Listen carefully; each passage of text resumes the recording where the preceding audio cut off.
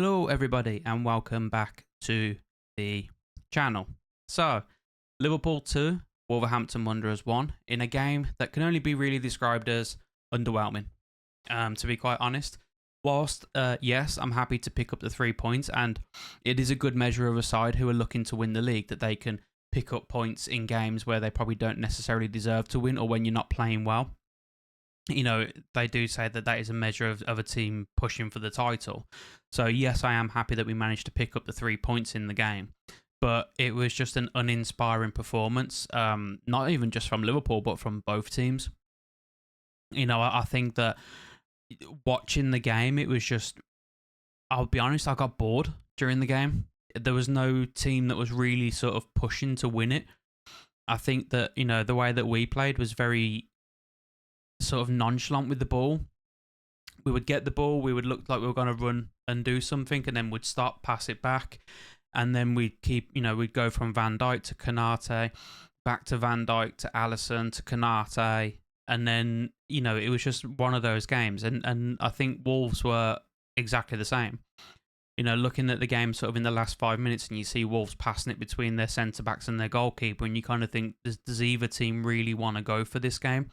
It almost looked like both teams had just come off the back of, you know, a week of playing flat-out football, and now they were both just knackered and were just happy to sort of see the 90 minutes through and then go home. I think that looking at it, no player really, I thought, from a Liverpool point of view, had a standout performance. I thought Gravenberch, I know he got man of the match on Sky, and I think I probably agree with that. I think out of everyone, he had the best game, but that's not necessarily to say that he had a great game. Likewise, I also think that Van Dijk was decent. I don't think Van Dijk put a foot wrong. Again, nothing, I wouldn't say he done anything exceptional, but he didn't do anything wrong either. So for me, I agree with Gravenberch being man of the match. So you know, congratulations to him. But then going through the rest of the team, I struggled to see where I would pick a good performance. I thought Salah was poor today. I thought Ait-Nouri had the better of him throughout most of the game, in my opinion.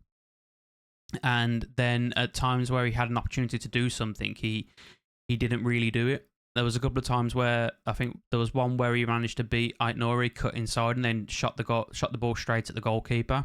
Something that he does quite regularly, to be honest. And then there was another time where Wolves had a shot, it bounced off one of our players, ricocheted through to Salah, and he tried to do a first-time ball across. I think it was Jones running with him or Jota, and he completely underhit the pass and give it straight to their defender. Other than that, nothing really of note from him.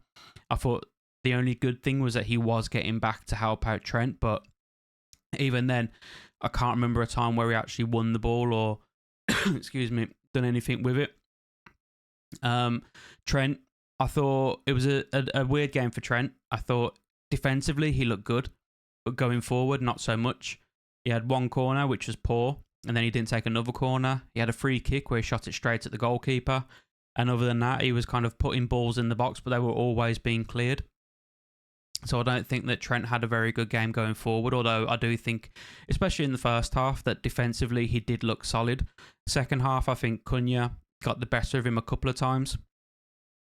Looking over at Diaz, I thought he kind of gave off the aura that he normally does, where he was, you know, he was up for it. He was looking to get at his player, get in behind them, run at them, make a chat, you know, try and make something happen. But a lot of the times he either lost the ball or, you know, he would try, his crosses were cleared, or he had a shot that was like hit straight at the player in front of him. Like nothing really of note from him. Szoboszlai, I didn't think he'd done much.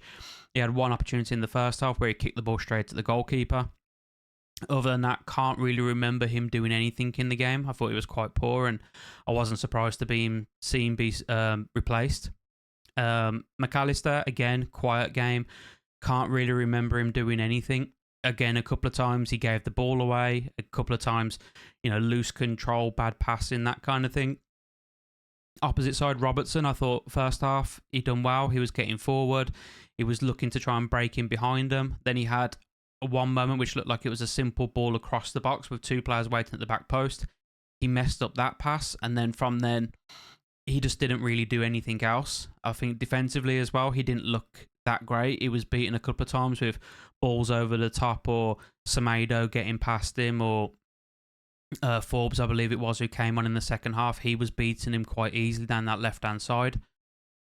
Then going into defence again, Van Dijk, I thought he was okay. I don't think it was an especially special performance from him, but he didn't really do anything wrong. So, if it wasn't Gravenberch for man of the match, I'd probably say it would be Van Dijk afterwards. But again, not because of anything specially done, but just because he didn't really do anything wrong.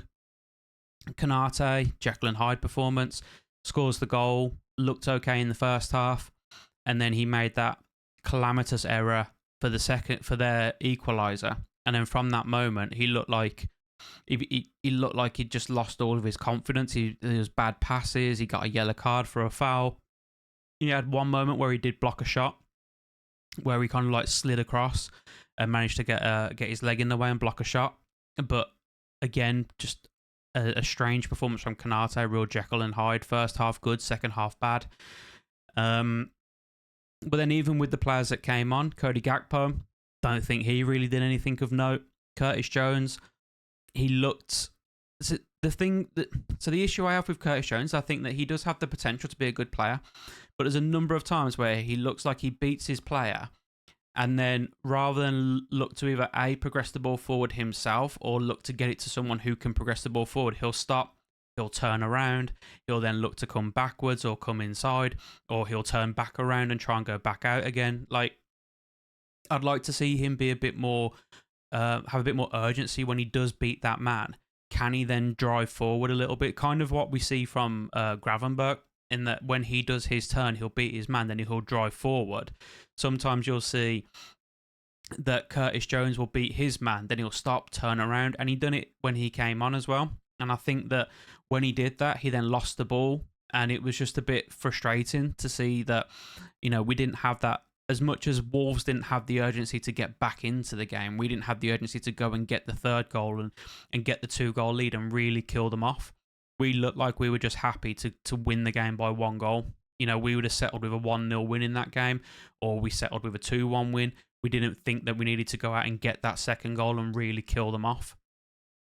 Diogo Jota, I forgot to mention him, because again, he didn't really have a notable performance. He had a few times where he does the run, where he goes from one side of the box and cuts in front, and obviously he won the penalty with it, but there was another situation in the first half where he was pulled down. It would have been soft for a penalty. I don't think it was. But again, that same run across, and he gets pulled down, and then that was the penalty, which ultimately Salah scored, and then we win the game based on that. So yeah, a really strange performance. And whilst I'm not going to be critical, because obviously we won the league. We won the game. We're now top of the league, is what I meant to say, getting a bit ahead of myself. If we do go on to win the league, you heard it here first. But yeah, we won the game. We now go top of the league, which obviously is good. And it's something that, we should be positive about. But it's another game similar to the Nottingham Forest game where we're playing against, and no disrespect to Wolves here, they are a team that I do like. I do like Gary O'Neill as a manager as well. I think he's very good. He would have been my shout for the England manager when Southgate left. But it's a game against a team that we would consider lower opposition. By that I mean maybe fighting against relegation, but definitely a bottom half team, sort of around that sort of between sort of the halfway line and relegation, fighting in and amongst that kind of group. And it's a game where we didn't turn up for it. Very similar to the Nottingham Forest game. There was a lot of times where we had sloppy passing where, some of them very, very simple 10-yard passes that went too far in front to the player, or they were under hit, or, times where we looked like we just made the wrong decision at times, or players were flat-footed. And these are the kind of games, whilst we did go on to win this game, this was a game against the Wolverhampton Wanderers, who look like they've got no confidence. They're bottom of the league. They're struggling to really get anything, and we could have applied the pressure a lot more here. Wrapped up the game. I think we could have had it wrapped up by half-time if we'd have really turned up and went for it. But instead, we looked almost as bereft of confidence as what they did at times, which was, you don't really expect to see from a team that are now top of the league. But overall, we got the win. We're top of the league. for me, that's important. And that's obviously good. It's something, a foundation that we can now build on and look to progress that further on. But we can't afford to have many more games where, it's not, excuse me, it's not one player having a bad game. There's multiple players out there having bad games. You're talking 7, 8 players, potentially even more, where they're just not on it. They just turn up there and they're just kind of going through the motions, and they're not really there, and they're not really present, and not really trying to do anything. Like I understand games that, like, for example, what Diaz had today, where he looked like he was trying something, but everything he tried didn't work. I understand having those games. But when you have players who are normally good, like, for example, McAllister, like, for example, Salah, like, for example, Trent, like, for example, Szoboszlai, where their passing is normally on point, but then there's just games where they suddenly forget how to pass the football, or, they're not in sync with each other. If you come up against a team who are more buoyed, Liverpool, it is a big scalp for some teams to go out there and, if they can win the game, it's a big scalp for them. It's a confidence boost for the other team, like similar to what happened with Nottingham Forest. There are going to be many more occasions where if we play like this, we won't be coming away saying, yeah, we've got 3 points. So I do think that there's something there that we need to work on. I don't know why we suddenly have these games where we go from, you think about the Milan game where we looked, after conceding the goal, we looked really, really good. The Bournemouth game, we looked really, really good. The West Ham game, again, after going a goal down, we then suddenly looked really, really good and turned up and turned.